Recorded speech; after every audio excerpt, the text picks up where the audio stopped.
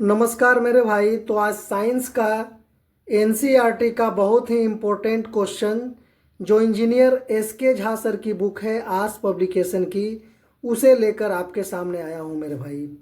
ये एकदम फैक्ट से रिलेटेड है। ये आपको क्वेश्चन आंसर एकदम फैक्ट से सीधे एग्जाम में क्वेश्चन आने हैं मेरे भाई, और एनसीईआरटी बेस्ड है, तो कहीं ना कहीं ये इम्पोर्टेंट भी उतना ही है मेरे भाई। तो चलिए शुरू करते हैं आज का पहला क्वेश्चन। आज का पहला क्वेश्चन क्या है कि मंड कार्बोहाइड्रेट का परीक्षण आयोडीन से किया जाता है। इस प्रक्रिया में मंड का रंग नीला और काला हो जाता है। मंड कार्बोहाइड्रेट का परीक्षण आयोडीन से किया जाता है। इस प्रक्रिया में मंड का रंग नीला काला हो जाता है। हर क्वेश्चन को 2 बार रिपीट करेंगे मेरे भाई। इतना में आप 1.5x स्पीड में या 2x स्पीड में आप इसे बहुत ही अच्छे तरीकों से सुन सकते हैं मेरे भाई। क्वेश्चन नंबर सेकंड, प्रोटीन का परीक्षण CuSO4 से किया जाता है जिसमें प्रोटीन का रंग बैंगनी हो जाता है। प्रोटीन का परीक्षण CuSO4 से किया जाता है जिसमें प्रोटीन का रंग बैंगनी हो जाता है। क्वेश्चन नंबर 3, कार्बोहाइड्रेट को ऊर्जा प्रदान करने वाला भोजन कहा जाता है। कार्बोहाइड्रेट को तुरंत ऊर्जा देने वाला भोजन भी कहा जाता है। विटामिन ए त्वचा और आँख के लिए उपयोगी है। विटामिन डी अस्थि और दांत के लिए जरूरी है। विटामिन सी रोगों और घाव की सुरक्षा के लिए जरूरी है। भोजन को गर्म करने से विटामिन सी आसानी से नष्ट हो जाता है। भोजन को गर्म करने से विटामिन सी आसानी से नष्ट हो जाता है। क्वेश्चन नंबर 6, रुक्षांश का मुख्य स्रोत साबुत अनाज, दाल, आलू और ताजा फल है। रुक्षांश का मुख्य स्रोत साबुत अनाज, दाल, आलू तथा ताजा फल है। क्वेश्चन नंबर 7, वह पदार्थ जिसे आसानी से संपीड़ित या खरोचा जा सकता है कोमल पदार्थ कहलाता है तथा इसी का उल्टा कठोर पदार्थ कहलाता है जिसे आसानी से संपीड़ित या खरोचा नहीं जा सकता कठोर पदार्थ कहलाता है। क्वेश्चन नंबर 8, कांच, जल, वायु तथा कुछ प्लास्टिक पारदर्शी पदार्थ का उदाहरण है।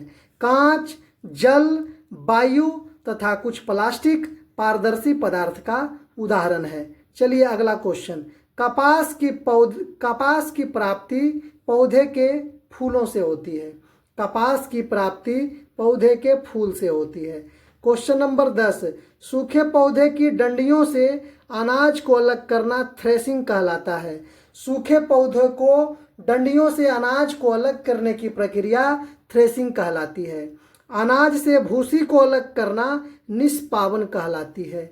अनाज से भूसी को अलग करना निष्पावन कहलाती है। मिश्रण के नीचे तली में बैठा अवक्षेप को अवसादन, मिश्रण के नीचे तली में जो अवक्षेप बैठा है उसे अवसादन तथा ऊपरी भाग को अलग करने निस्तारण कहलाता है। ऊपरी भाग को अलग करना निस्तारण और नीचे बैठा हुआ अवक्षेप को अवसादन कहते हैं।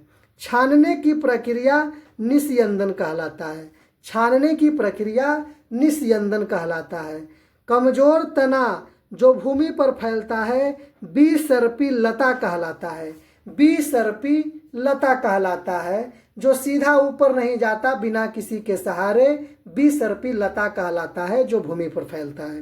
क्वेश्चन नंबर 15, पत्ती का वह भाग जो तने से जुड़ी होती है पर्णवृत्त कहलाता है। पत्ती का वह भाग जो तने से जुड़ी होती है पर्णवृत्त कहलाता है। पत्ती से जल के बाष्पीकरण की प्रक्रिया बाष्पोत्सर्जन कहलाती है। पत्ती से जल के बाष्पीकरण की प्रक्रिया बाष्पोत्सर्जन कहलाती है। क्वेश्चन नंबर 17, समानांतर विन्यास युक्त पत्ती वाले पौधे को रेशेदार तथा जालिका रूपी विन्यास वाली पत्ती को मूसला जड़ होता है। समानांतर विन्यास युक्त वाली पत्ती वाला पौधा रेशेदार होता है, रेशेदार जड़ होता है, लेकिन जालिका रूपी विन्यास वाली पत्ती का पौधा पत्ती का जड़ मूसला जड़ होता है। क्वेश्चन नंबर 18, धुराग्र संधि गर्दन तथा सिर को जोड़ता है। धुराग्र संधि गर्दन तथा सिर को जोड़ता है। क्वेश्चन नंबर 19, अस्थि को गति प्रदान करने में दो पेशियां संयुक्त रूप से कार्य करता है। अस्थि को गति प्रदान करने में दो पेशियां संयुक्त रूप से कार्य करता है। क्वेश्चन नंबर 20, पक्षी का पंख अग्रपाद के रूपांतरण का रूप है। पक्षी का जो पंख है अग्रपाद के रूपांतरण का रूप है। केचुए चलने तथा भूमि पर पकड़ बनाने के लिए सूक का प्रयोग करती है। केचुआ चलने तथा भूमि पर पकड़ बनाने के लिए सूक का प्रयोग करती है और केचुआ को किसान का मित्र भी कहा जाता है। केचुआ को किसान का मित्र भी कहा जाता है।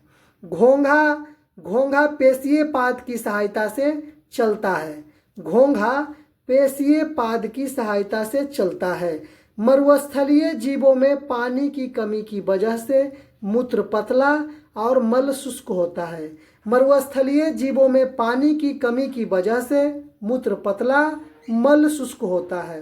क्वेश्चन नंबर 24, मछलियों के शरीर चिकने सल्कों से ढका रहता है। मछलियों के शरीर चिकने सल्कों से ढका रहता है।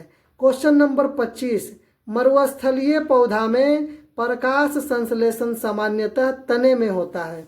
मरुस्थलीय पौधा में प्रकाश संश्लेषण सामान्यतः तने में होता है। क्वेश्चन नंबर 26, केचुआ त्वचा से सांस लेती है। केचुआ त्वचा से सांस लेती है। 27 नंबर क्वेश्चन, युद्ध में धुएं का पर्दा के रूप में PH3 फॉस्फिन का उपयोग होता है। युद्ध में धुएं के पर्दा के रूप में PH3 फॉस्फिन का उपयोग होता है। क्वेश्चन नंबर 28, पौधे में श्वसन की क्रिया दिन तथा रात दोनों समय, जबकि प्रकाश संश्लेषण की क्रिया सिर्फ दिन में होती है, सूर्योदय के समय में। सूर्योदय के समय में मतलब सूर्य के प्रकाश जब तक लगता है तब तक ही प्रकाश संश्लेषण हो पाता है और श्वसन की क्रिया दिन और रात दोनों होती है। 29, जंतु प्रजनन द्वारा अपने समान संतान उत्पन्न करता है। जंतु प्रजनन द्वारा अपने समान संतान उत्पन्न करता है। क्वेश्चन नंबर 30, सबसे पहले हाथों से लंबाई मापने की प्रक्रिया की शुरुआत मिस्र में हुआ था। सबसे पहले हाथों से लंबाई मापने की प्रक्रिया की शुरुआत मिस्र में हुआ था। चलिए क्वेश्चन नंबर 31 क्या बोल रहा है? मीटरी पद्धति की शुरुआत 1790 में फ्रांसीसियों ने किया था। मीटरी पद्धति की शुरुआत 1790 में फ्रांसीसियों ने किया था। 32 नंबर क्वेश्चन, घड़ी के सेकेंड की सुई की गति वर्तुल गति का उदाहरण है। घड़ी के सेकेंड की सुई की गति वर्तुल गति का उदाहरण है। क्वेश्चन नंबर 33, एक निश्चित समय अंतराल में दोहराव आवर्ती गति का उदाहरण है। एक निश्चित समय अंतराल में दोहराव आवर्ती गति का उदाहरण है। जो स्वयं प्रकाश उत्पन्न करता है दीप्त पिंड कहलाता है। जो स्वयं प्रकाश उत्पन्न करता है दीप्त पिंड कहलाता है। Question number 35, pin hole camera से बना छवि वास्तविक उल्टा एवं पार्श्व होता है। पिन होल कैमरा से बना छवि वास्तविक उल्टा एवं पार्श्व होता है। क्वेश्चन नंबर 36, विद्युत धारा की दिशा प्लस से माइनस से तथा इलेक्ट्रॉन की दिशा माइनस से प्लस से इस तरह से होता है। विद्युत धारा की दिशा पहले प्लस बाद में माइनस, इलेक्ट्रॉन की दिशा पहले माइनस बाद में प्लस। स्विच एक सरल युक्ति है जिसका उपयोग परिपथ को चालू या बंद करने के लिए किया जाता है। स्विच का प्रयोग। क्वेश्चन नंबर 38, फिलामेंट में टंगस्टन धातु के पतले तार का उपयोग किया जाता है। फिलामेंट में टंगस्टन धातु के पतले तार का उपयोग किया जाता है। क्वेश्चन नंबर 39, मैग्नेटाइट या चुंबक सबसे पहले मैग्नेशिया नामक स्थान पर खोजा गया था। मैग्नेटाइट या जिसे चुंबक भी कहते हैं सबसे पहले मैग्नेशिया नामक स्थान पर खोजा गया था। क्वेश्चन नंबर 40, स्वतंत्र लटका हुआ चुंबक सदैव उत्तर दक्षिण दिशा में रुकती है। स्वतंत्र लटका हुआ चुंबक सदैव उत्तर दक्षिण दिशा में रुकती है। क्वेश्चन नंबर 41, चुंबक में हमेशा दो ध्रुव होता है, एक साउथ ध्रुव, एक नॉर्थ ध्रुव, एक साउथ पोल, एक नॉर्थ पोल। 42 नंबर, चुंबक बनाने की प्रक्रिया में छड़ को रगड़ने की दिशा यानी चेंज करने से चुंबकत्व का गुण समाप्त हो जाता है। चुंबक बनाने की प्रक्रिया में छड़ को रगड़ने की दिशा अगर बदल दिए तो चुंबकत्व का गुण क्या हो जाता है, समाप्त हो जाता है। 43, चुंबक को गर्म या फिर हथौड़ा से चोट मारने तथा ऊंचाई से गिराने पर चुंबकत्व समाप्त हो जाता है। चुंबक को गर्म करने से, उस पर हथौड़ा मारने से, ऊंचाई से गिराने से उसका मैग्नेटिक पावर क्या होता है, समाप्त हो जाता है। क्वेश्चन नंबर 44, मैग्नेटाइट एक प्राकृतिक चुंबक है। मैग्नेटाइट एक प्राकृतिक चुंबक है। क्वेश्चन नंबर 45, नाक के बाल तथा श्लेष्मा का काम धूल कणों को अंदर जाने से रोकना होता है। नाक के बाल तथा श्लेष्मा का काम धूल कणों को अंदर जाने से रोकना होता है। 46, जल चक्र में वायु महत्वपूर्ण भूमिका निभाती है। जल चक्र में वायु महत्वपूर्ण भूमिका निभाती है। गतिशील